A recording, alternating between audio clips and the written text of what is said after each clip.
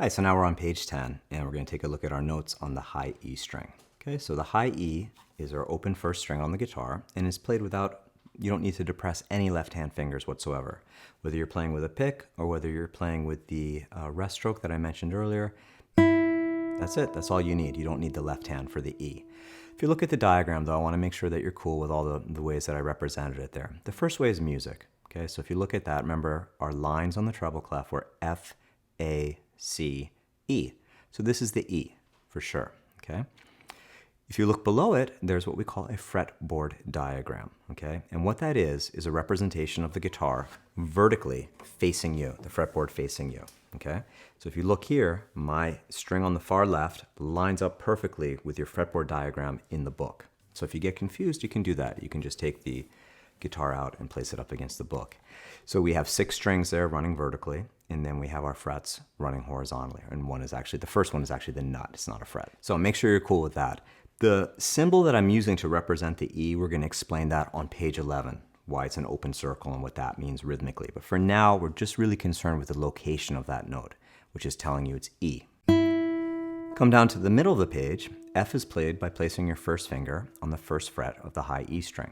Okay, so here I want you to take your first finger, your third and fourth and second fingers are all stretched out and they're over those frets as though we were going to play them. Right now we're not playing the second fret or the fourth fret. We're just concerned with open, first, and third, but I want your hand to be stretched out like this. Okay, it may take a few weeks to stretch out. Be patient with yourself. But so to play the F, what we do is we take our first finger and we place it directly behind the fret. Now it's not going to come straight in like I mentioned in the technique video. When you're here on the first fret, it's a little bit too hard, so it's okay if you hit on the side of the tip of your first finger, okay? When I play the G, however, that should be able to go perfectly in, okay? So it should look kind of like a nail going into a wall. The tip of my third finger there, that last joint is going perfectly in, okay? Straight in like this. That's the most efficient way to transfer force, as I mentioned in the technique video. So on page 10, just to review, we've got E, first finger, first fret is F, and third finger, third fret is G. Okay, and try to stretch out, try to be limber as you do that. Try to limber up by practicing every day. Okay, you may feel a little bit of a stretch. You may need to now kind of move your hand a little bit. But what you don't want to do, remember, as I mentioned in the technique video, as you play these 3 notes, don't go.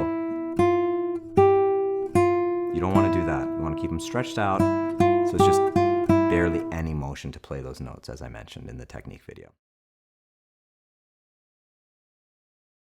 So one thing I do want to mention to you on the page 10 before we move on to 11 and 12 into our first piece is to fill in the notes that we skipped. You may have noticed we played open E, first finger, first fret F, third finger, third fret G. But what about the second fret? What about the fourth fret? Those are also in this what we call the open position of the guitar, right? These first 4 frets, or really first 5 frets. So let me show you how this works. If you remember our chromatic scale that we learned during the introductory video, right?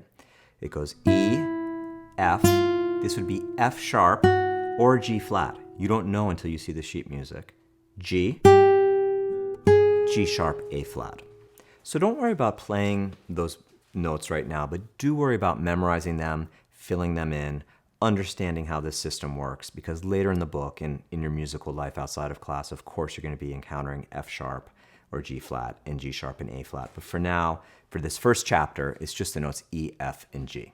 Okay, but do the work and fill in those what we call accidentals as well, or the chromatic notes that are in between the natural notes.